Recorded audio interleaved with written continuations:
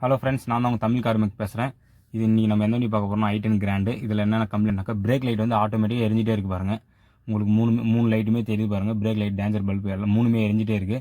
நம்ம வந்து pedal press பண்ணவே கிடையாது. பெடல் ப்ரெஸ் பண்ணாமலே இந்த பிரேக் லைட் எரிஞ்சதுனால கஸ்டமர் என்ன சொன்னார், நம்மகிட்ட கம்ப்ளைண்ட் எடுத்துகிட்டு வந்தார். தம்பி, இந்த மாதிரி பிரேக் லைட் வந்து பெடல் எரிஞ்சிட்டே இருக்குது, என்ன பாருங்கள் அப்படின்னாரு. அதனால் நானும் கீழே பெடல் கிட்ட போய் பார்த்தேன்.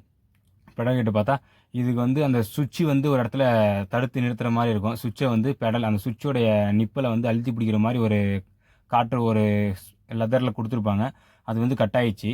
அது கட் ஆனதுலாம் என்ன பண்ணோம், நான் வந்து அந்த கட்டான பீஸில் எடுத்து போட்டு ஒரு மெட்டல் ஸ்க்ரூ வந்து அந்த சுவிட்சோட ஹோல்ஸில் வந்து நான் ஃபிக்ஸ் பண்ணிட்டேன். அது ஃபிக்ஸ் பண்ணிட்டு விட்டதுக்கப்புறம் பாருங்கள், அந்த சுவிட்சு வந்து அழுத்தி பிடிச்சிக்கிச்சு. இப்போ வந்து அந்த சுவிட்ச் வந்து நான் அழுத்தி பார்க்குறேன் பெடலில் அழுத்தி பார்த்து பாருங்கள். நம்ம பெடல் அழுத்தும் போது அந்த சுவிட்ச் வந்து ஓப்பன் ஆகும்.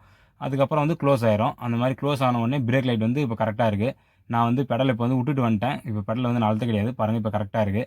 இந்த வீடியோ உங்களுக்கு பிடிச்சிருந்தா லைக் போட்டுருங்க மறக்காமல்.